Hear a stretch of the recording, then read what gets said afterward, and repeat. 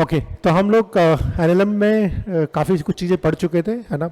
और हमने ये भी पढ़ लिया था कि Newton's third law, every action is got equal in opposite reaction. हमने उसके कुछ एग्जांपल्स भी देख लिए थे।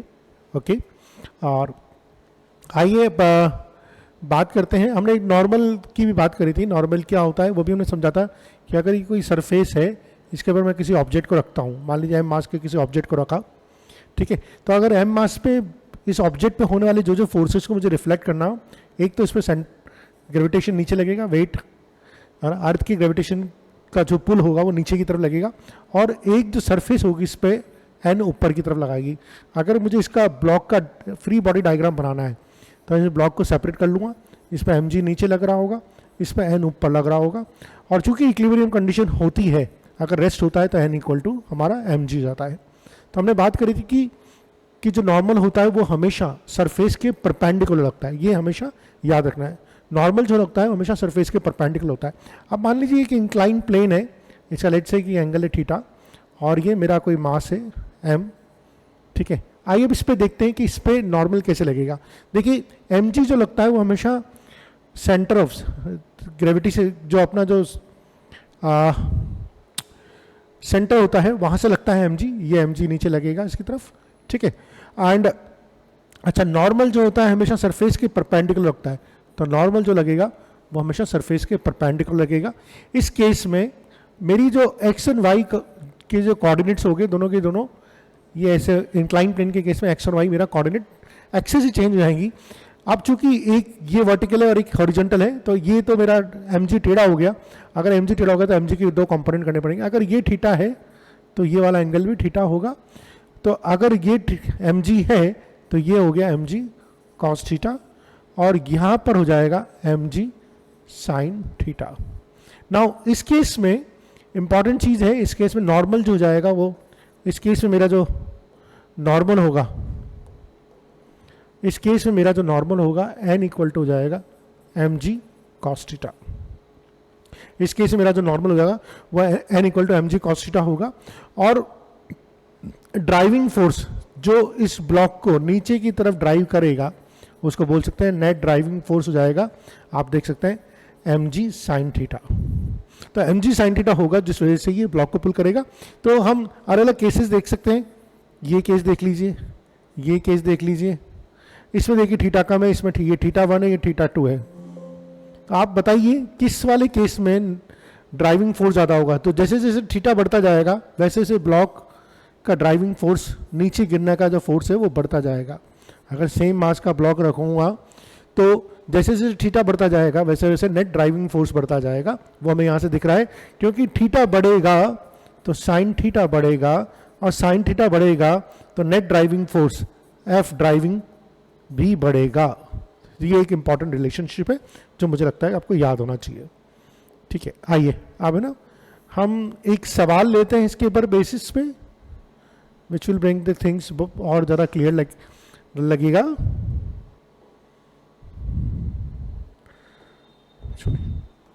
तो ये हमारा समझ में हो गया था क्लियर। आइए एक सवाल लेते हैं। अब वापस मैंने एक इंक्लाइन प्लेन लिया, एक इंक्लाइन प्लेन लिया, ठीक है। यहाँ पर मैंने एम मास का ब्लॉक रख दिया, एम मास का ब्लॉक रख दिया। अब मैं बहुत सारी चीज़ें डायरेक्ट कर दूंगा। मुझे मालूम है कि अगर ये एंगल थीटा है तो ये वाला ड्राइविंग फोर्स होता है एम जी साइन थीटा, इसमें कोई दिक्कत नहीं है।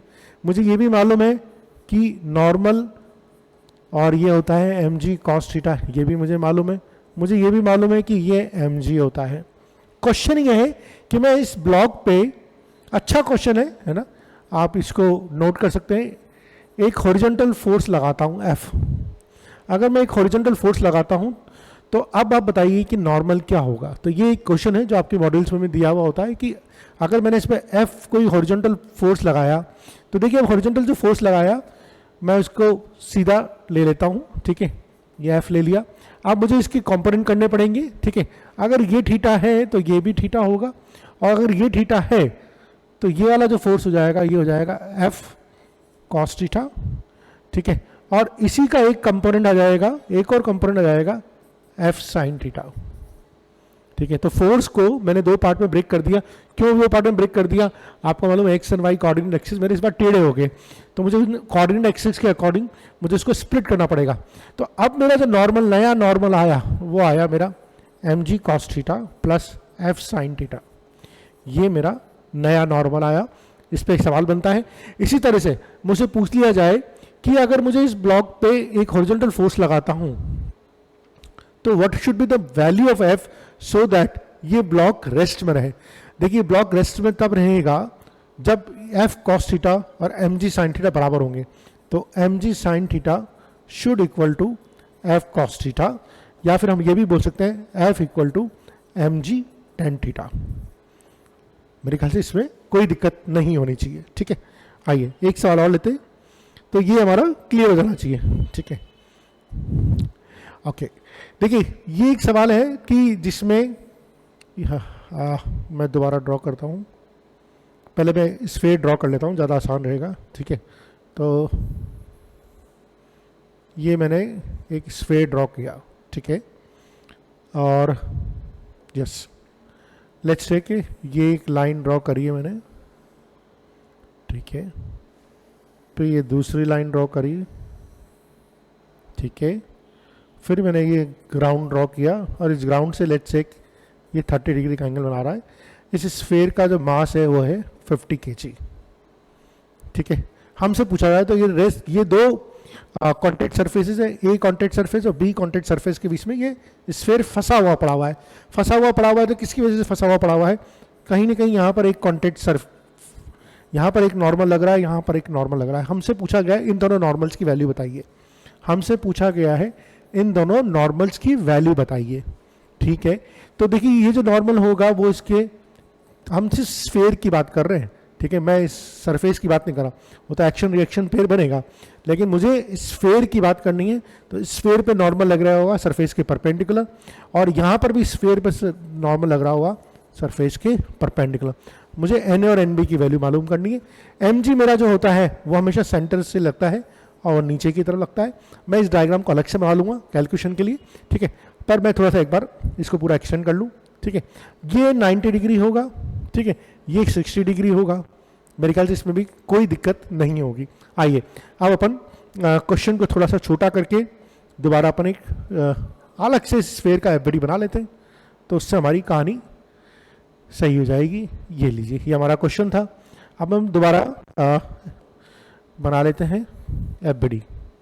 ठीक है, देखिए सेंटर से mg नीचे लगेगा। मास कितना है? 50 kg, तो mg जितना लगेगा वो लगेगा 500 न्यूटन। इसमें कोई दिक्कत नहीं है। ठीक है, एक Na जो लग रहा है वो इस वाली साइड से लग रहा है, तो Na को मैं वेक्टर दिखाने के लिए यहाँ पर लगा सकता हूँ। Na मेरा यहाँ लग रहा है, Na टुवर्ड्स द सेंटर लग रहा है। ठीक है, इस वाली वॉल से लग रहा है, तो यानी कि ये वेक्टर जो जा रहा है इस तरफ जा रहा है, लेफ्ट हैंड साइड जा रहा है, तो मैंने इस वेक्टर को ऐसे दिखा दिया। Nb जो लग रहा है इस वॉल से ऊपर की तरफ लग रहा है, तो मैं Nb को ऐसे दिखा सकता हूँ। क्या इसमें कोई दिक्कत है?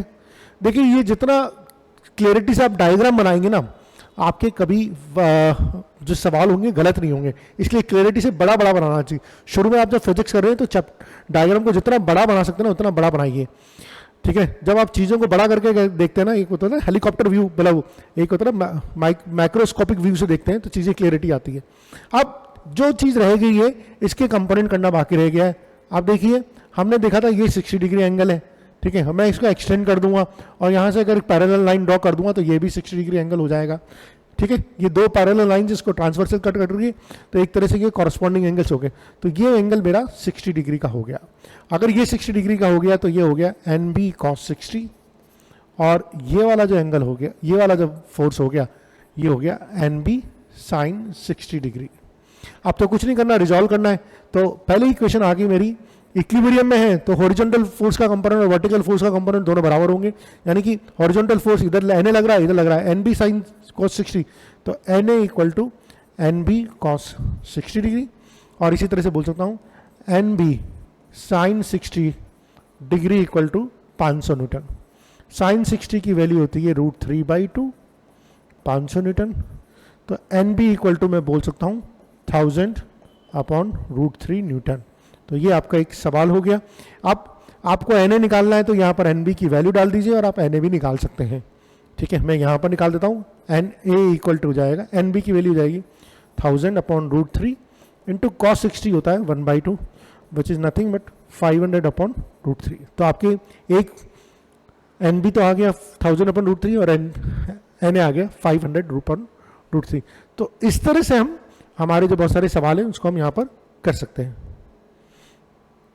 चलिए अब हम वापस अपने न्यूटन्स लॉज ऑफ मोशन पर आ जाते हैं, और जहाँ पर हमने पढ़ा था अब हम थोड़े से लास्ट टाइम हम बहुत सारे कॉन्सेप्ट की बात कर चुके थे, लेकिन हमने प्रैक्टिस क्वेश्चंस की कम करी थी, तो आज हम प्रैक्टिस करेंगे, ठीक है। हमने लिफ्ट वाले एग्जांपल्स देख लिए थे, तो ये हमारा जो क्वेश्चन है लिफ्ट वाला, ये एक बार आप खुद ट्राई कीजिए, वीडियो पॉज कीजिए, है ना। तो एक बंदा है जो लिफ्ट में बैठा खड़ा हुआ है, स्टैंडिंग है, एम के जी का मास है, सॉरी एम के जी का मास है उसका, okay, and it is vertically moving upward according to the VT graph, then find out the weight of the man at the following instances. देखिए हमें मालूम लिफ्ट वाला सवाल जैसे आता है तो हमारे दिमाग में आना चाहिए एक्सेलेरेशन क्या होगा भैया, अपवर्ड एक्सेलेरेशन क्या होगा, डाउनवर्ड एक्सेलेरेशन क्या होगा। अब इन्होंने एक्सेलेरेशन दे नहीं रहा, इन्होंने दे रखा है वीटी ग्राफ, तो हमें मालूम है कि वीटी ग्राफ से हम एक्सेलेरेशन निकाल सकते हैं।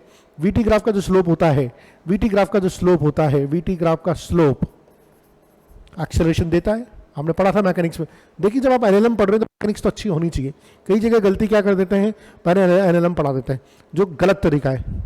फिजिक्स में अच्छा फील लाने के लिए बहुत सारे इंस्टीट्यूट्स में बहुत सारे टीचर्स एनएलएम पहले पढ़ाते हैं, क्योंकि उससे फिजिक्स की फील अच्छी आती है, लेकिन फिजिक्स एनएलएम में बहुत सारी जगह काइनेमेटिक्स अप्लाई होती है, तो वो गलत तरीका है, आपको पहले काइनेमेटिक्स ही पढ़ानी चाहिए। तो वीटी कर्व का जो स्लोप होता है वो एक्सेलेरेशन देता है, वीटी कर्व का जो स्लोप होता है वो एक्सेलेरेशन देता है। तो सबसे पहले तो अपन एक्सेलेरेशन निकाल लेते हैं। अब देखिए ये वाला एक्सेलेरेशन अलग होगा, ये वाला एक्सेलेरेशन अलग होगा, ये वाला एक्सेलेरेशन अलग होगा, क्योंकि तीनों जगह स्लोप अलग है। इसका slope 20 y2 minus y1 upon x2 minus x1, तो ये तो मैक्सिमम हाइट 20 है, ये विड्थ 2 है, तो इसका स्लोप हो गया 10 मीटर पर सेकंड स्क्वायर। इसका स्लोप हो गया 0, इसका स्लोप हो गया मैक्सिमम हाइट 20 है, विड्थ है 4, यानी कि -5 मीटर पर सेकंड स्क्वायर। अब अगर आपने इमेजिन कीजिए, अगर आपने काइनेमेटिक्स नहीं पढ़ी और आपको एनएलएम पढ़ाना शुरू कर दिया, आपको कैसे स्लोप निकालना आएगा, आपको कैसे मालूम पड़ेगा कि वीटी ग्राफ का स्लोप एक्सेलेरेशन देता है। तो बहुत सारे इंस्टीट्यूट्स में बहुत सारे टीचर्स गलती करते हैं फिजिक्स पढ़ाते वक्त, 11 के बच्चों को स्पेशली, रिपीटर के बच्चे को तो आप फिर भी एक बार लिबर्टी ले सकते हो बिकॉज उसको काफ़ी कुछ पता होता है, लेकिन 11th क्लास के बच्चों को बहुत सारे इंस्टीट्यूट्स में रेक्टेंगुलर मोशन पढ़ाने से पहले एनएलएम पढ़ा दिया जाता है, जो कि मेरे हिसाब से बहुत सारा गलत है। इनफैक्ट कई जगह तो मैंने ये भी देखा है कि मैथमेटिकल टूल भी नहीं पढ़ाया जाता, सीधा एनएलएम से स्टार्ट कर दिया जाता है। वो तो बहुत बड़ा, मैं बोलूँगा कि एक बहुत बड़ा क्राइम ही है, कि ऐसा तो कभी करना ही नहीं चाहिए। ओके, तो हमारे पास एक्सेलेरेशन आ गया। अब हमें पास मालूम था कि लिफ्ट, अगर लिफ्ट में जो होता है अपरेंट वेट होता है और वो होता है mg+a। अगर एक्सेलेरेशन ऊपर जा रहा है, अगर व्हीकल लिफ्ट ऊपर जा रही है एक्सेलेरेशन, तो ए पॉजिटिव है। अगर लिफ्ट स्टेशनरी है या कांस्टेंट वेलोसिटी जा रही है तो ए 0 है, और लिफ्ट अगर ऊपर जा रही है लेकिन नेगेटिव एक्सेलेरेशन है तो ए माइनस में आ जाएगा। तो बस यहाँ पर वैल्यू पुट करनी है। t इक्वल टू 1 सेकंड पे इसका एक्सेलेरेशन कितना होगा 10, t इक्वल टू 1 सेकंड पे, तो हम पहले वाले का निकालते हैं, t इक्वल टू 1 सेकंड पे, तो w इक्वल टू जाएगा mg 10 + 10 20m, ठीक है। t इक्वल टू 8 पे, t इक्वल टू 8 पे w जाएगा m 10 + 0 10m, और t इक्वल टू 12 पे, t इक्वल टू 12 सेकंड में कितना एक्सेलेरेशन है -5, t इक्वल टू 12 पे -5 है, तो m 10 - 5 5m एक्सेलेरेशन, 5m पर। तो आप देख सकते हैं कि अलग अलग टाइम पे अगर वो स्प्रिंग बैलेंस पे खड़ा हुआ है तो उस आदमी का जो अपेरेंट वेट है, अपेरेंट वेट क्या होता है, एक तरह से सिंपल तरह से बोलेगा है नॉर्मल रिएक्शन, वो तीनों केस में अलग अलग होगा, ठीक है। अच्छा सवाल था। ओके, ये जो सवाल है मैं इसकी जो तरीके बताऊंगा ये बहुत इंपॉर्टेंट तरीके हैं, कई जगह बहुत लंबे तरीके से बताया जाता है, तो आप अगर शॉर्ट सीख लेंगे तो आपकी इक्वेशंस कम बनेगी और आपको सॉल्व करने में आसानी होगी। तो एक बार खुद वीडियो पॉज करके ट्राई कीजिए। एक एक्सेलरेशन ऑफ द सिस्टम निकालना है, कांटेक्ट फोर्स निकालनी है, ठीक है, 3 ब्लॉक्स हैं। तो देखिए इस केस में सबसे इंपॉर्टेंट चीज़ है एक्सेलरेशन निकालना, वो होता है net force upon total mass. तो नेट फोर्स तो कितनी है हमारे पास, 10 न्यूटन की फोर्स है, टोटल मास कितना है 2 + 3 + 5 10 किलो, यानी कि मेरा एक्सेलरेशन तो आ गया 1 मीटर पर सेकंड स्क्वायर का। इसमें तो कोई पहला पार्ट तो हमारा ये निकालना आना ही चाहिए हमें, ठीक है। अब दूसरा पार्ट, मुझे कॉन्टैक्ट फोर्स निकालना है। अब कॉन्टैक्ट फोर्स निकालना है सबसे पहले 2 kg और 3 kg के बीच का, यहाँ का मुझे कॉन्टैक्ट फोर्स निकालना है।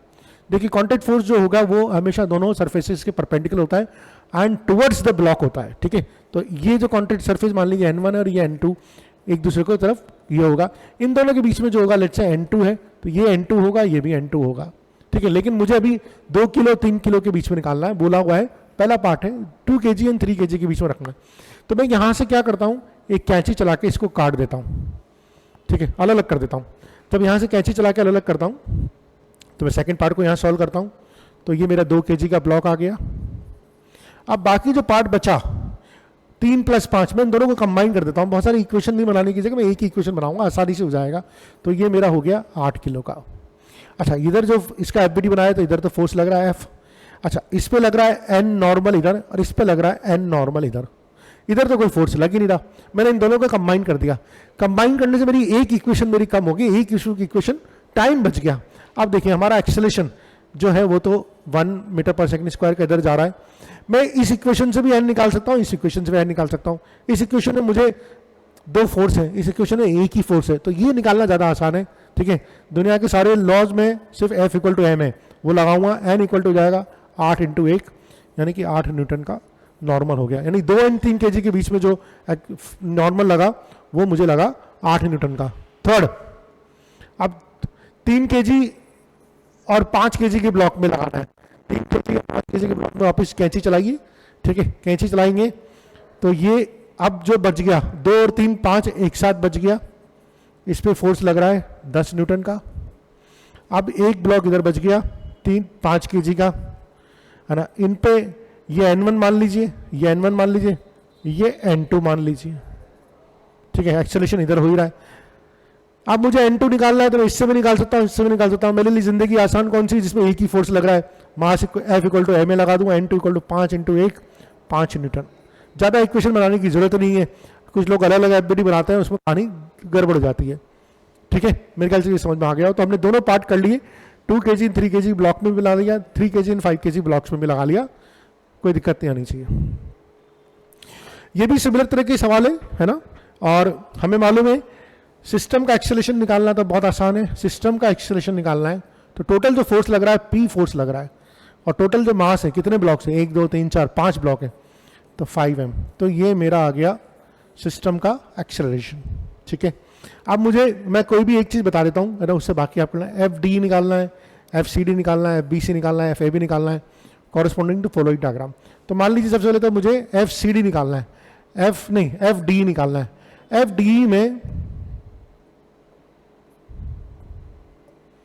FD में जो मैं कैंची लगाऊंगा यहाँ पर लगाऊंगा, कट कर दूंगा, ठीक है। तो मैं कैलकुलेट कर रहा हूँ FDE। FDE का मतलब है कि D जो सरफेस है इस पे जो फोर्स लग रहा है, इस पे जो नॉर्मल फोर्स लग रहा है उसकी कैलकुलेशन करनी है। अब बनाते हैं डायग्राम। अगर यहाँ पे कैंची लगा दी तो 4m का सिस्टम अलग हो गया, ये m का सिस्टम अलग हो गया, ठीक है ना। ये क्लियर है ना। अब देखिए FD, इस पे FD इधर लग रहा होगा, इस पे FD इधर लग रहा होगा। अच्छा, इस 4m के ब्लॉक पे एक P तो ऑलरेडी लग ही रहा है ना, M पे लग रहा है, तो मैंने चूंकि इस पूरे को एक ब्लॉक मान लिया तो इस पूरे पे भी वही लग रहा है, ठीक है।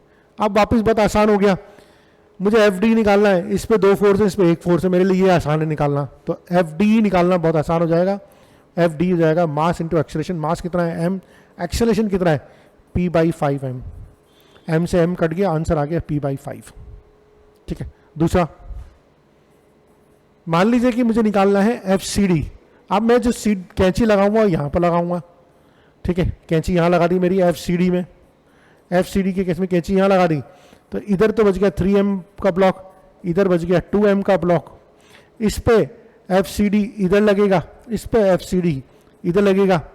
नॉर्मल फोर्स हमेशा परपेंडिकुलर लगता है कॉन्टैक्ट सरफेस के, और हमेशा टुवर्ड्स द ब्लॉक लगता है, ठीक है। और P जो लग रहा है वो तो इधर लग ही रहा है। वापस कैलकुलेशन करना बहुत आसान है। इस पे 2 फोर्स लग रहे हैं, इस पे 1 फोर्स लग रहे हैं। मैं भैया 1 फोर्स वाली कैलकुलेशन लूंगा, मेरे लिए जिंदगी आसान करनी है मुझे। FCD = mass into acceleration. Mass क्या है 2m, एक्सेलरेशन कितना है P/5m, तो ये हो जाएगा 2P/5। तो मेरे ख्याल से आप कर सकते हैं, ठीक है। और बहुत ज़्यादा, चलो एक और कर लेता हूँ आपकी तसल्ली के लिए। FBC भी कर लेता हूँ। FBC में मैं यहाँ पर कट लगा दूंगा, एफ यहाँ पर कट लगा दूंगा एफ बी सी में, तो ये हो जाएगा 2m का ब्लॉक और ये हो जाएगा 3m का ब्लॉक। इधर एफ बी सी इधर लगेगा, इधर एफ बी सी इधर लगेगा, तो F B C equal to जाएगा 3ma, तो 3p/5। ठीक है, बाकी तो एक छोड़ रहा हूं आपके लिए, आप एक वाला पार्ट अपने आप कर लेना। ठीक है, तो इस तरह से हम कर सकते हैं। एक वाले पार्ट में भी जो आंसर आएगा वो लिख देता हूं, एफ ए बी वो हो जाएगा 4p/5, है ना। एक बार करके देख लेना आप। ठीक है, आइए अब हमने पढ़ लिया था, है ना। हमने जब पुश करने वाला फोर्स पढ़ा था, क्योंकि हम मान लीजिए 2 डब्बे रखे हुए हैं और 2 ब्लॉक्स रखे हैं, अगर मुझे उन दोनों का एक्सेलरेट करना है तो मुझे पुश करना पड़ेगा, लेकिन एक डब्बे को पुल करके तो मैं दोनों का एक्सेलरेट नहीं कर सकता। अब हम बात करेंगे स्ट्रिंग। ठीक है, तो स्ट्रिंग जो होती है, ठीक है, देखिए अगर ये स्ट्रिंग है तो अगर मैंने इसको ऐसे लूज छोड़ा हुआ है तो इसमें ये स्लैक है, और अगर इसमें स्लैक है तो इसकी टेंशन 0 है, लेकिन अगर मैं इसको दोनों एंड से खींचूंगा, है ना, तो इसमें एक टेंशन आ जाएगी जिसको हम वही हमारे काम की होती है। तो जब भी हम, अगर मैं इस स्ट्रिंग से कोई ब्लॉक को बांध देता हूँ और मैं इसको फोर्स लगाता हूँ, तो ब्लॉक को मैं पुल करने की कोशिश कर रहा हूँ, तो ब्लॉक पुल भी हो सकता है, नहीं भी हो सकता, डिपेंड करता है कि मैं कितना फोर्स लगा रहा हूँ। लेकिन क्या कभी ऐसा हो सकता है कि मैं इसको पुश करके ब्लॉक को धक्का जरूर नहीं, क्योंकि जैसे ही मैं पुश करूँगा तो इसमें स्लैक आ जाएगा, और स्लैक आ जाएगा तो ये किसी काम की नहीं है। तो हमेशा जो स्ट्रिंग फोर्स होता है वो हमेशा टेंशन पुल फोर्स होता है। ठीक है, so it's intermolecular forces between the molecules of string which become active when the string is stretch. तो जैसे स्ट्रिंग को स्ट्रेच कर देता हूं तो ये एक्टिव जाते हैं। अब देखिए इंपॉर्टेंट चीज क्या है, मैं यहां से रस्सी से एक ब्लॉक को पुल कर रहा हूं। जब मैं रस्सी पे मैंने फोर्स लगाया, तो एक्शन रिएक्शन की वजह से रस्सी भी मेरे पे फोर्स लगाएगी। तो मैंने रस्सी पे एफ फोर्स लगाया तो रस्सी बोलेगी मैं तुम्हें छोड़ूंगी नहीं, रस्सी भी मेरे पे फोर्स लगाएगी, और जितना मैंने लगाया उतना ही यहाँ पर लगाएगा।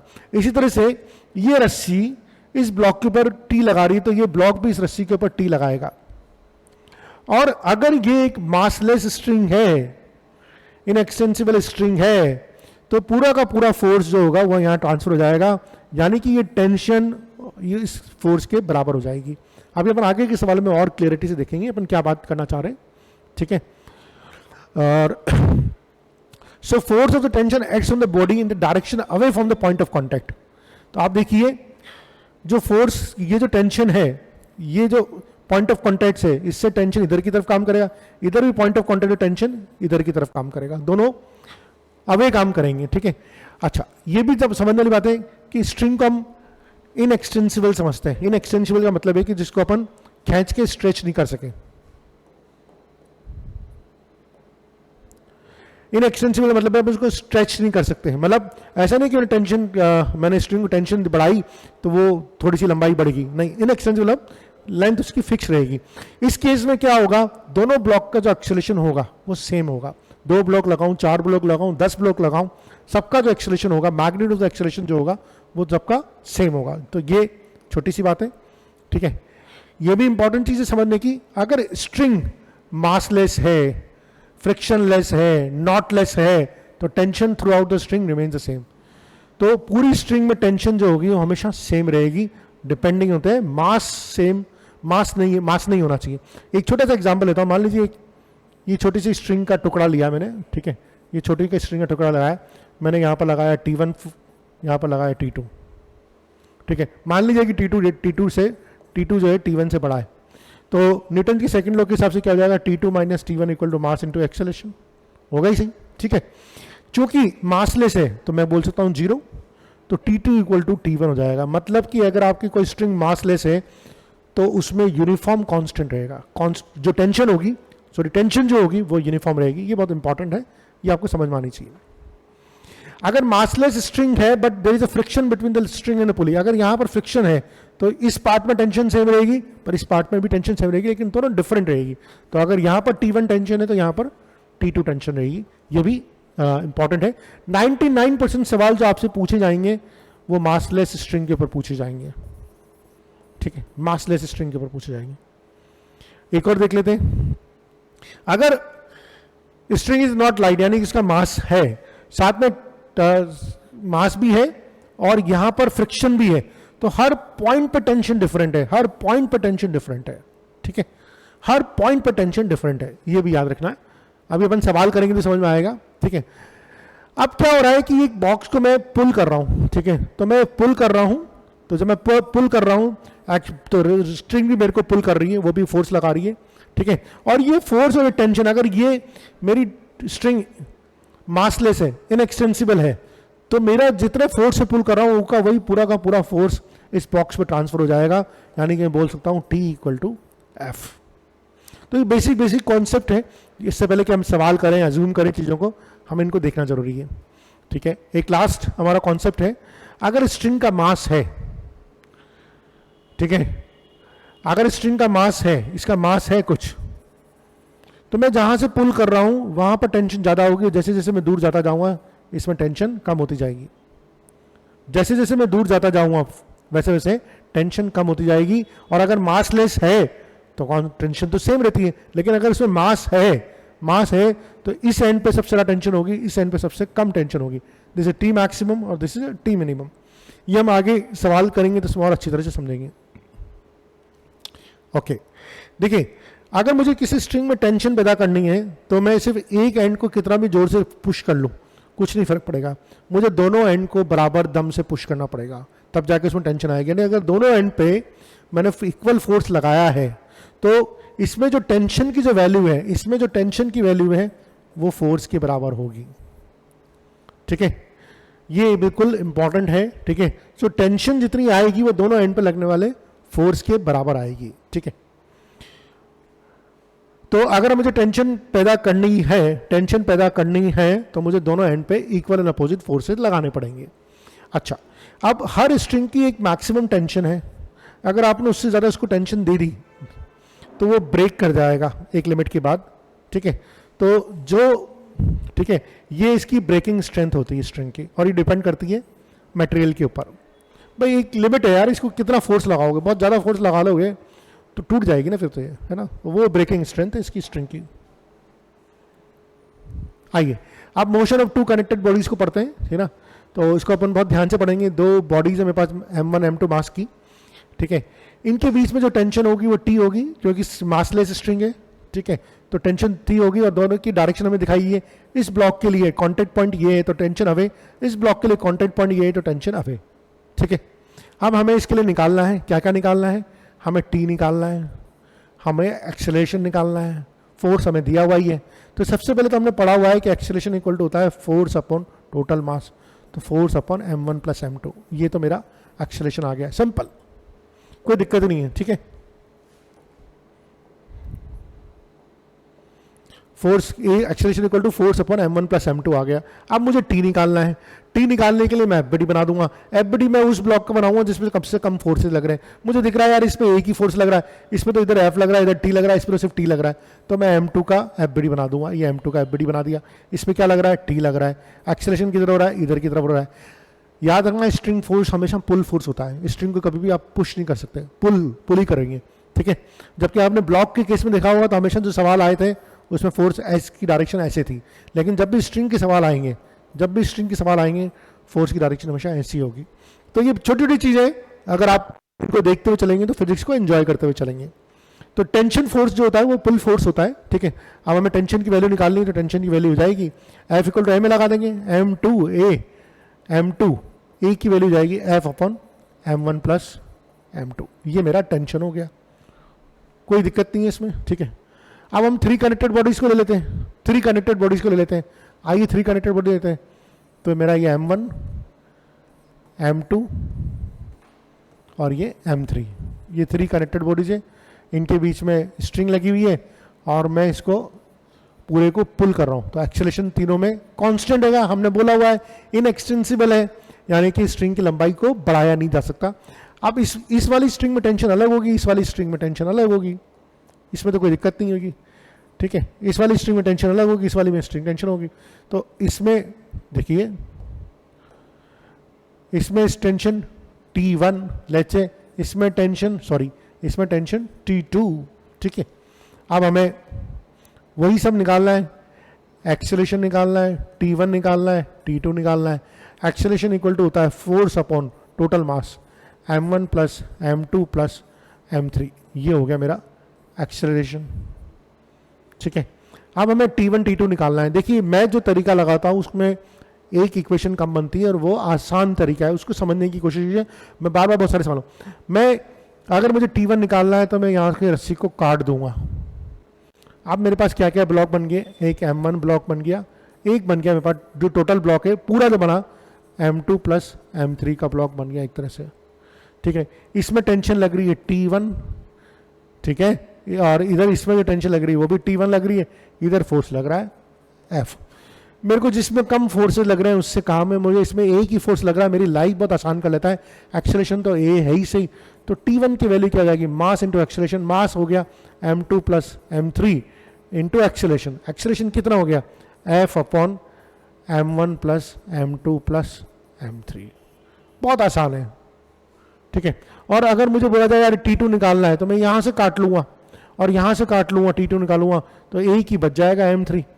T2 से इसको इधर पुल किया जा रहा है और T2 इक्वल टू जाएगा m3a, एक की वैल्यू जाएगी F upon m1 plus m2 plus m3।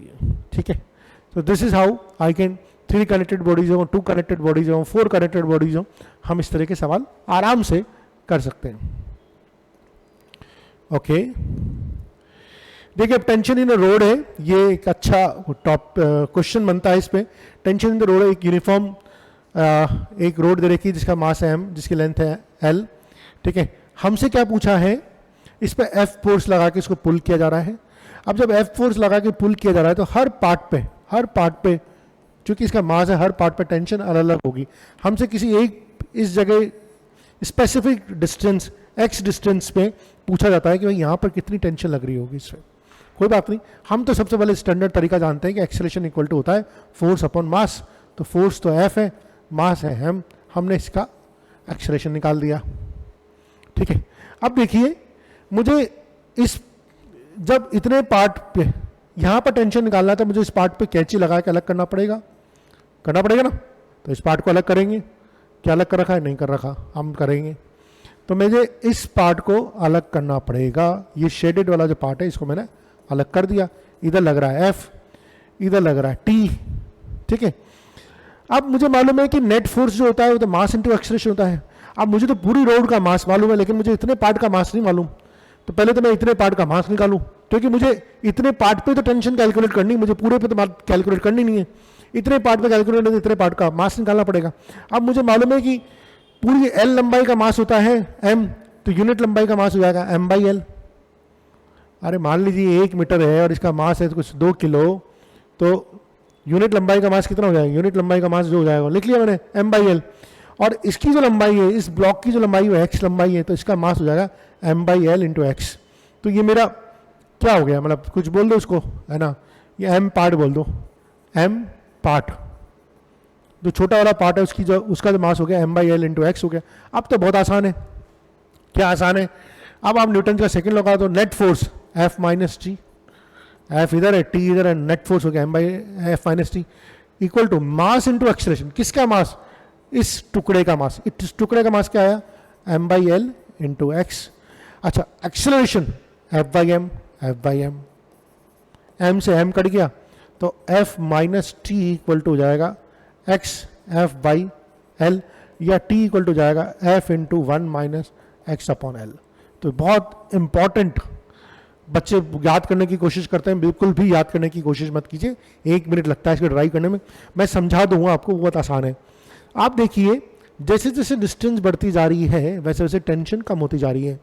हमने पढ़ा भी था कि जब मास वाली स्ट्रिंग में जिस जगह फोर्स लग रहा था उस जगह टेंशन सबसे ज़्यादा होती है, और जैसे जैसे दूर जाते जाते हैं वैसे वैसे टेंशन कम होती जाती है। दोबारा दिखाऊं मैं आपको, दोबारा दिखा देता हूँ, नहीं दोबारा दिखा देता हूँ,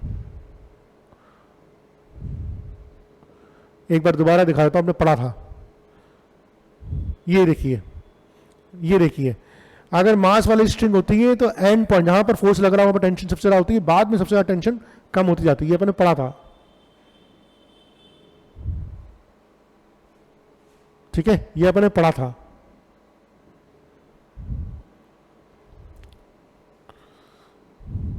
ठीक है, तो हाँ जी, ये तो हो गया अपना, ठीक है। बस तो इस वाले केस में देखिए, अगर x इक्वल टू जीरो होगा, अगर x इक्वल टू जीरो रख दूंगा इसमें, तो t इक्वल टू एफ मिल जाएगा। यानी कि इस जगह अगर मुझे टेंशन पूछी जाए तो जितनी टेंशन, जो फोर्स लग रहा है उतनी टेंशन होगी। और x इक्वल टू एल रख दूंगा, यहाँ पर l रख लीजिए x की जगह, तो आपको टेंशन मिल जाएगी जीरो। यानी कि आप जैसे जैसे इधर जाते जाएंगे टेंशन आपकी कम होती जाएगी। अच्छा सवाल है, दे रखा है आपके मॉड्यूल में, ठीक है। आइए, अगर बॉडी वर्टिकली हैंग कर रही है, अगर बॉडी वर्टिकली हैंग कर रही है तो हम क्या करेंगे? देखिए, बॉडी वर्टिकली हैंग कर रही है, इसका मतलब है इक्विलिब्रियम में है। इक्विलिब्रियम में है तो नेट फोर्स जीरो। तो आप देखिए, अगर मुझे, हाँ, इसका इनका देखिए, ये देखिए M1 M2 M3 तीन बॉडीज हैं, यहाँ पर टेंशन है T1, ठीक है। अगर मैं इसका बनाऊंगा तो ऐसे से बनेगा, इसका बनाऊंगा तो ऐसे से बनेगा, और इसका बनाऊंगा तो ऐसे बनेगा और ऐसे बनेगा, ठीक है। अब मैं इनका एक एफबीडी बनाता हूँ। तो ये देखिए, एफबीडी बनाएगा, मास M1, इसका टेंशन T1 ऊपर की तरफ लग रहा है, इसका M1G ग्रेविटी उसको नीचे की तरफ पुल कर रही है, नीचे लग रहा होगा। इधर T2 ऊपर की तरफ लग रहा है, एक ग्रेविटी नीचे लग रहा होगा, एक इन दोनों के बीच में जो टेंशन T1 है वो भी नीचे लग रहा होगा। तो हम बोल सकते हैं, ठीक है, T1 इक्वल टू हो जाएगा M1G, T2 इक्वल टू हो जाएगा T1 प्लस M2G, यानी कि T2 इक्वल टू भी हो जाएगा M1 प्लस M2 इंटू जी, और T3 इक्वल टू हो जाएगा T2 प्लस M3G, यानी कि हो जाएगा M1 plus M2 plus M3 into जी। तो ये T1 T2 T3 की अपन सिंपल सी वैल्यू निकाल लेंगे, ठीक है। हमेशा ये याद रखिए, इस पॉइंट पे सबसे ज़्यादा टेंशन होगी, इस पॉइंट पे थोड़ी कम, इस पॉइंट पे और कम, ठीक है। क्योंकि इस पे, इस जगह जो लटकने वाला आदमी है वो एक ही है, इस जगह जो लटकने वाला आदमी ये दो लोग हैं, इस जगह जो लटकने वाला आदमी ये पूरा का पूरा सिस्टम है। तो जैसे अगर कहीं पर रस्सी टूटने की संभावना होगी, कहीं पर रस्सी टूटने की संभावना होगी, तो सबसे ज़्यादा संभावना यहाँ पर होगी, सबसे ज़्यादा टेंशन यहाँ पर है, ठीक है। ये अपने कर लिया। अब मान लीजिए कि अभी तक तो ये इक्विलिब्रियम में थे, रेस्ट में थे, अब ये तीनों की तीनों बॉडीज ऊपर जा रही है एक सिलेक्शन से। अगर तीनों की तीनों बॉडीज एक सिलेक्शन से ऊपर जा रही है तो अपन बना लेते हैं डायग्राम, ठीक है। ये M1 मास है, ठीक है। अगर ये M1 मास है तो ऊपर तो लग रहा है T1, नीचे लग रहा है M1G, और एक्सेलरेशन जो हो रहा है वो A हो रहा है, ठीक है। तो अगर मैं इसका इक्वेशन बनाऊंगा तो T1 minus M1G equal to M1 into A, तो T1 इक्वल टू जाएगा M1G प्लस A, ठीक है। T1 इक्वल टू जाएगा M1G प्लस A। अच्छा, इसी तरह से मैं अगर M2 मास की इक्वेशन बनाता हूँ, M2 मास की इक्वेशन बनाता हूँ, तो आप देखिए M2 मास में क्या हो जाएगा, इसका M2G तो नीचे की तरफ लगेगा, T1 ऑलरेडी लग रहा है, ऊपर T2 लग रहा है, एक्सेलरेशन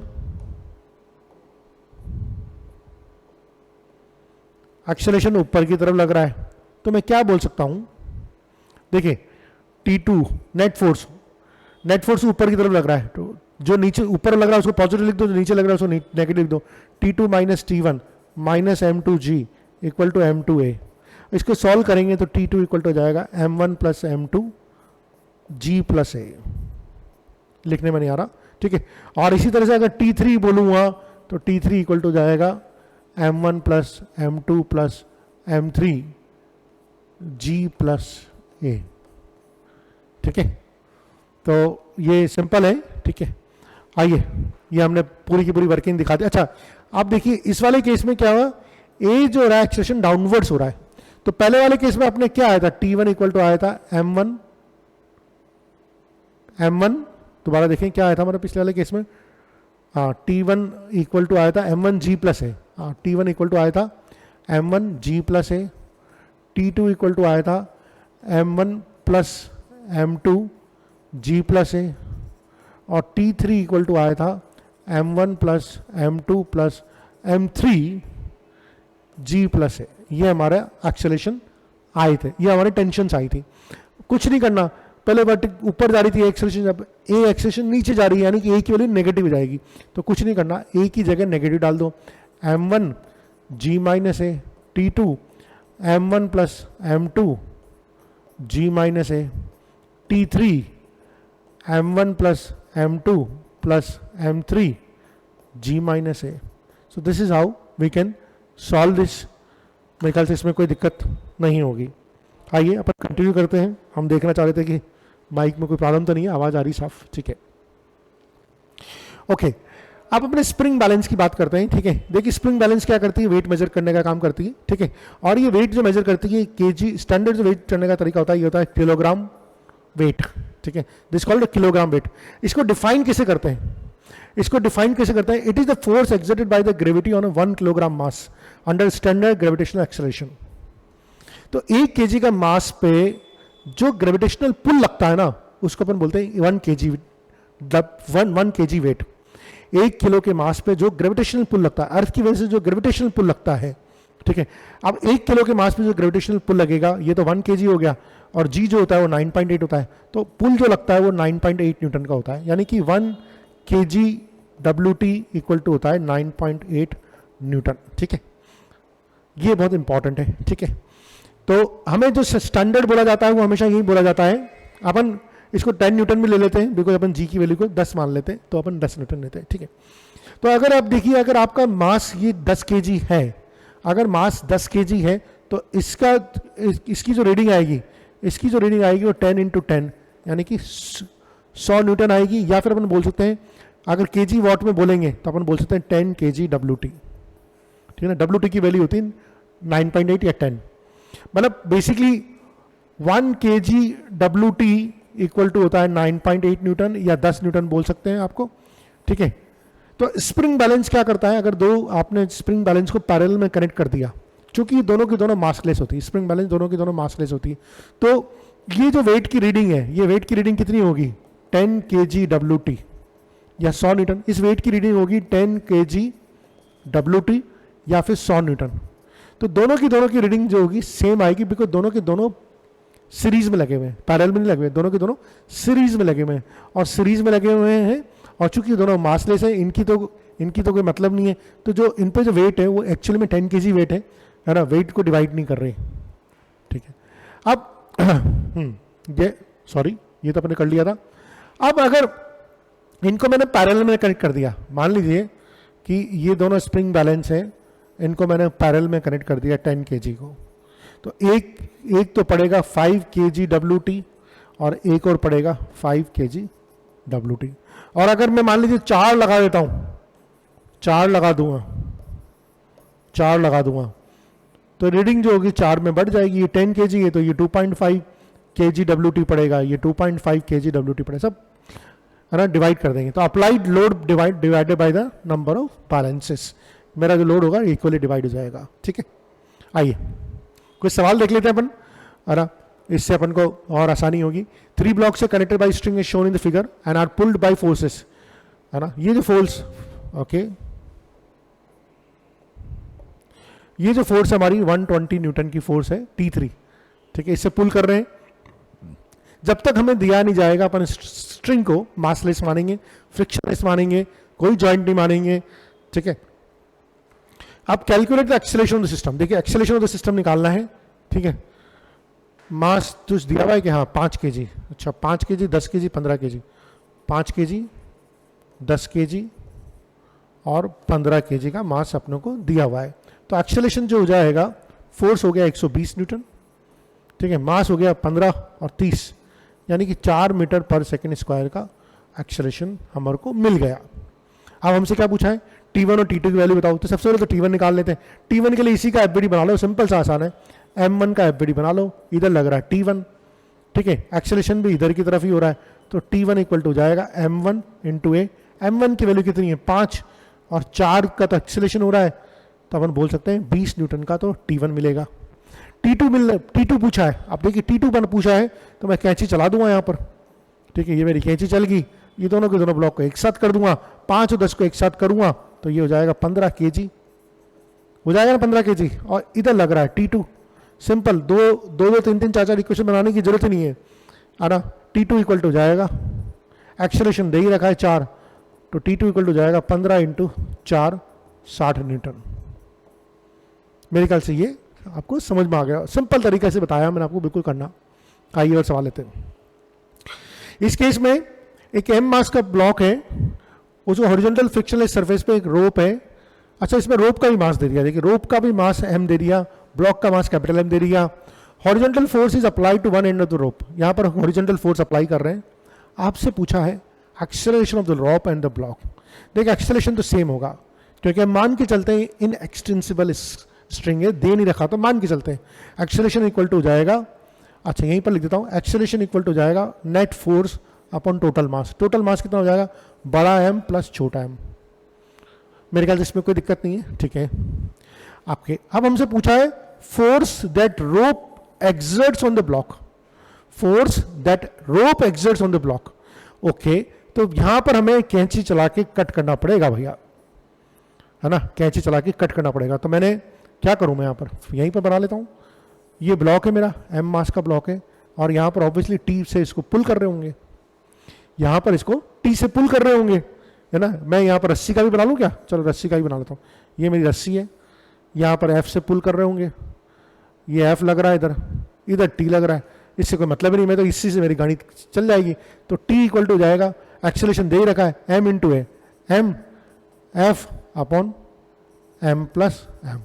ये मेरा force that rope exerts on the block, यहां पर मेरा इतना फोर्स ब्लॉक पे एग्जिस्ट हो रहा होगा। अच्छा अब हमसे क्या पूछा है, tension in the rope at the mid point, tension in the rope at the mid point. हमें टेंशन, अब इस बार कैंची यहां चलानी है, मिड पॉइंट पे टेंशन चलानी है, ओके तो मिड पॉइंट पे टेंशन लगाते हैं, एफबीडी बना लेते हैं, सिंपल सी बात है, ये ब्लॉक और ये हमारी आधी रस्सी, इसका मास हो जाएगा m/2, इसका मास कैपिटल M हो जाएगा।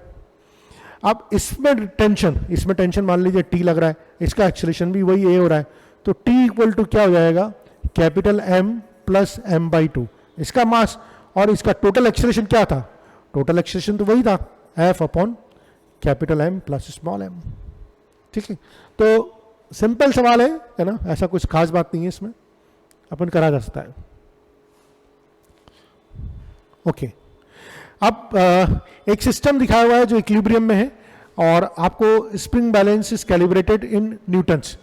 अगर न्यूटन में स्प्रिंग बैलेंस को कैलिब्रेट कर दिया तो इसका मतलब हो गया 1 kg W2 equal to 9.8 Newton, या अपन बोल सकते हैं 10 न्यूटन। जब तक स्प्रिंग बैलेंस को कैलिब्रेट में न्यूटन में नहीं किया था, अपन उसको हमेशा kg W2 में रीड करेंगे। अब क्या करा है, स्प्रिंग बैलेंस में इधर भी टेंशन लग रही है, इधर भी टेंशन लग रही है, इधर भी 10 kg का मास लटका हुआ है, इधर भी 10 kg का मास लग रहा है। आपको बताइए स्प्रिंग बैलेंस की रीडिंग क्या होगी। तो कई बार बच्चा करता है सर इधर भी 10 न्यूटन खींच रहे हैं, इधर भी 10 न्यूटन खींच रहे हैं, तो रीडिंग 0 हो जाएगी। नहीं, देखिए जो टेंशन होगी ना वो इसके मास के बराबर ही होगी। तो टेंशन कितनी होगी, mg, यानी कि 100 न्यूटन के बराबर ही टेंशन होगी। टेंशन 100 न्यूटन होगा तो इसकी रीडिंग भी जो होगी वो 100 न्यूटन होगी, ठीक है, ये इंपॉर्टेंट चीज है। अब देखिए यहां पर क्या है, इधर ऊपर की तरफ टेंशन है, जितनी टेंशन इसमें हुक पे जितनी टेंशन होगी उतनी इसकी रीडिंग होगी। अब यहां पर एक मास लटका हुआ है, ठीक है, यहां पर एक मास यहां पर इधर 10 kg का मास लग रहा है, तो इधर 100 न्यूटन लटका हुआ है, इधर भी 100 न्यूटन लगा हुआ है। अगर मैं इसका एफबीडी बनाता हूं, इधर मैं इसका एफबीडी बनाता हूं, ठीक है, तो देखिए ये टी, ये भी, अच्छा इस पुली का एफबीडी बनाता हूं, तो पुली का जो एफबीडी बनाऊंगा, देखिए पुली का एफबीडी कैसे बनाएंगे, मैं एक बार इसको रब कर दूं, ठीक है। देखिए अगर मुझे पुली का एफबीडी बनाना है तो पुली के लिए ये टेंशन और ये टेंशन, पुली के लिए ये मान लीजिए कोई है टी डैश है, तो अगर पुली के लिए एफबीडी बनाऊंगा तो ये दोनों टेंशन का इक्वलेंट तो टी डैश होगा, तो T dash equal to 2t। तो अगर ये 100 है तो ये 200 न्यूटन, यानी कि इसकी जो रीडिंग आएगी वो 200 आएगी। ये अपन ने पढ़ ही लिया था कि इसकी जो इंक्लाइन प्लेन पे जो रीडिंग होती है वो होती है mg sin थीटा, हमने पढ़ लिया था mg sin थीटा। तो अगर ये ब्लॉक है तो ये पूरा का पूरा mg नहीं काम करेगा, इसमें mg sin थीटा काम करेगा। तो मैं बोल सकता हूं mg sin 30 डिग्री, m 10 है, m 10 किलो का ब्लॉक है, एक्सेलरेशन 10 है, sin 30 की वैल्यू हाफ है, तो ये हो गया 50 न्यूटन। बहुत इंपॉर्टेंट है कैसे अपन स्प्रिंग बैलेंस को अलग अलग तरीके से स्टडी करते हैं, ठीक है। In the given figure T1, T2, T3 की वैल्यू निकालनी है। तो देखिए T1 तो हो गया 20 न्यूटन, T2 हो गया 50 न्यूटन, T3 हो गया 100 न्यूटन। पुराने देखिए आप कॉन्सेप्ट हमने फॉर्मूले पढ़े थे, T1 equal to m1g, T2 equal to m1 plus m2 into G, T3 equal to m1 plus m2 plus m3 into G, ठीक है। तो इनका रेशियो निकालना है तो वो हो गया 2:5:10। हम इसको कंटिन्यू करेंगे, दोबारा और अच्छे अच्छे क्वेश्चन कराएंगे जिससे कि आपकी और अच्छी प्रैक्टिस हो सके। धन्यवाद।